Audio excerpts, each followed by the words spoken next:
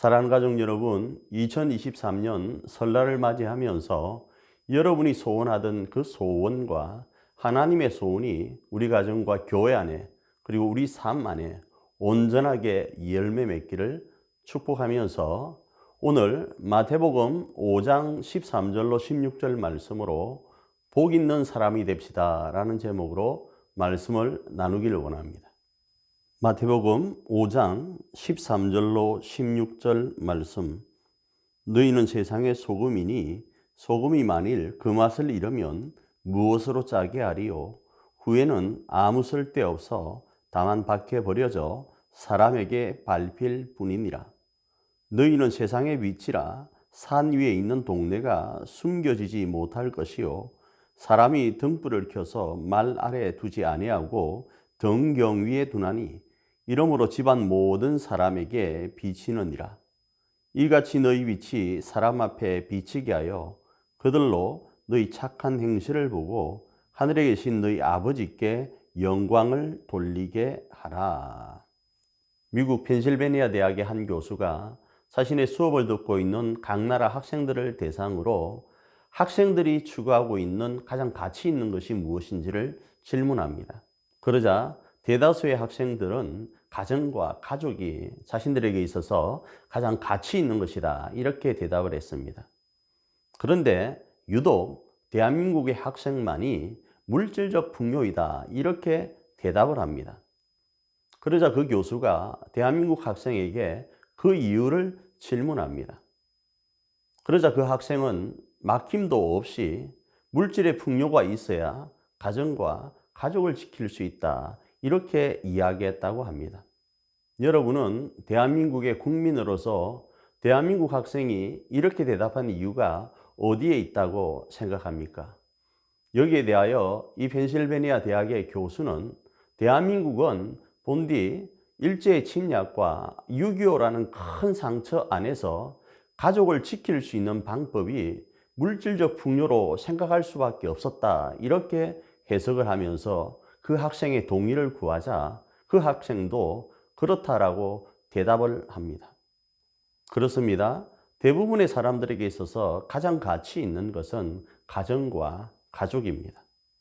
그런데 이러한 내용은 우리의 생각 너머에 하나님의 생각이셨습니다. 하나님께서는 하나님 나라를 세워감에 있어서 가정이란 공동체를 먼저 세워서 그 가정이 이 땅 가운데 충만하게 하셨습니다. 그리고 그 속에서 자신의 사랑을 부모를 세워서 가족을 돌보게 하셨습니다. 우리는 이 사랑을 내리사랑이라 부릅니다. 그리고 모든 가족들이 장성하여서 또 부모가 되어서 가정을 일구게 하셨습니다.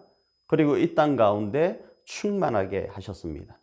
그리고 하나님께서는 오늘 본문을 통하여서 너희는 이런 사람이야 라고 말씀을 하시면서 앞절에서 팔복의 주인공으로서 우리가 가장 가치 있게 여기는 가정과 교회를 세워가라고 말씀을 하십니다. 그럼 어떤 모습으로 우리가 가장 가치 있게 여기는 가정과 가족들을 지키고 세워갈 수 있을까요?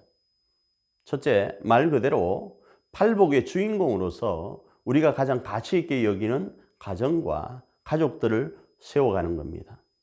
오늘 우리가 읽은 본문인 마태복음 5장 앞부분에서는 심령이 가난한 자는 복이 있다라는 말씀으로 시작합니다.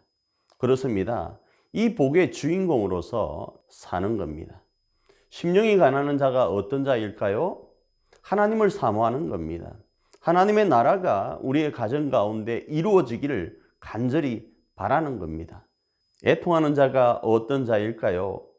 우리 가정과 우리 가족 중에 하나님의 나라를 경험하지 못하고 있는 이가 있다면 그걸로 말미암아 애통하는 겁니다. 온유한 자가 어떤 자일까요? 의에 줄이고 목마른 자가 어떤 자일까요? 긍휼히 여기는 자가 어떤 자일까요? 마음이 청결한 자, 화평케 하는 자, 의에 줄이고 목마른 자가 어떤 자일까요? 그 모든 목적지는 우리가 가장 가치 있게 여기는 가정과 가족을 세우는 데 있는 겁니다.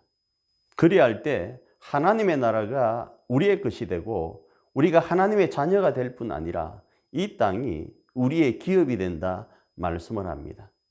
둘째, 소금으로 살아서 우리가 가장 가치 있게 여기는 가정과 가족들을 세워가는 겁니다. 성경에 등장하는 소금에 대한 예는 두 가지로 크게 이해할 수 있습니다. 하나는 소금의 맛입니다. 또 하나는 소금 언약입니다. 먼저 소금의 맛에 대한 부분은 성경이 등장하고 있는 그곳은 갈릴리 호수와 연결되어 있습니다. 갈릴리 호수는 너무 큰 호수이다 보니까 때로는 바다로 표현되기도 하지만 민물 호수입니다. 그리고 그곳의 기온은 상대적으로 높습니다. 그래서 그곳에서 잡은 고기를 보관하기 위해서는 지금처럼 냉장 시설이 되어 있지 않기 때문에 소금이 필요했습니다. 그들의 주 먹거리인 생선을 보관하기 위해서 말이죠. 그런데 이런 소금이 맛을 잃었다, 그 기능을 제대로 하지 못한다고 했을 때 어떤 일이 벌어지겠습니까? 두 번째, 소금 언약은 역대하 13장 5절에 등장하는 말씀에 뿌리를 두고 있습니다. 이스라엘 하나님 여호와께서 소금 언약으로 이스라엘 나라를 영원히 다윗과 그의 자손에게 주신 것을 너희가 알 것 아니냐. 이 말씀은 하나님께서 이스라엘을 다윗 가문에 맡기셨다라는 겁니다. 누가 뭐래도 이스라엘은 다윗 가문에 맡겨졌다라는 겁니다. 오늘 우리에게 적용하면 오늘 우리 가정과 가족은 누가 뭐래도 우리에게 맡겨진 하나님의 사명지입니다. 세 번째로, 빛으로 살아서 우리가 가장 가치 있게 여기는 가정과 가족들을 세워가는 겁니다. 빛으로 사는 것이 무엇일까요? 빛은 어둠을 밝히는 겁니다. 오늘도 혼탁한 이 시대 앞에서, 불확실성이 가중되는 이 시대 앞에서 어디로 가야 될지, 어느 곳으로 발을 내디뎌야 될지 모르는 이들에게, 우리의 가족들 말입니다, 그들에게 빛이 되는 겁니다. 어떻게 빛이 될 수 있을까요? 서로가 서로에게 어떻게 힘이 될 수 있을까요? 마태복음 5장 16절에서는 이렇게 말씀합니다. 이같이 너희 빛이 사람 앞에 비치게 하여 그들로 너희 착한 행실을 보고 하늘에 계신 너희 아버지께 영광을 돌리게 하라. 그렇습니다. 우리의 착한 행실을 통하여 하나님 아버지께 우리 가족들이 영광을 돌리는 삶을 살 수 있도록 하라라는 겁니다.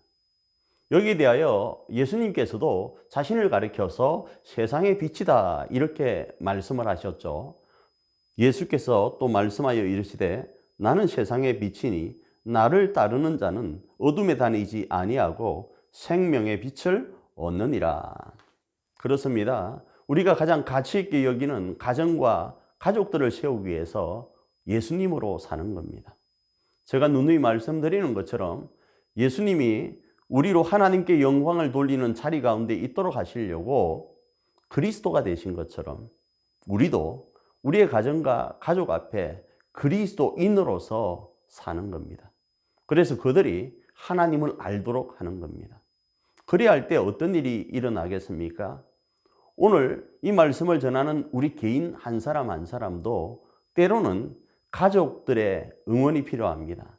빛된 가족들의 응원, 소금과 같은 가족들의 응원, 팔복의 주인공인 가족들의 응원이 필요하지 않겠습니까?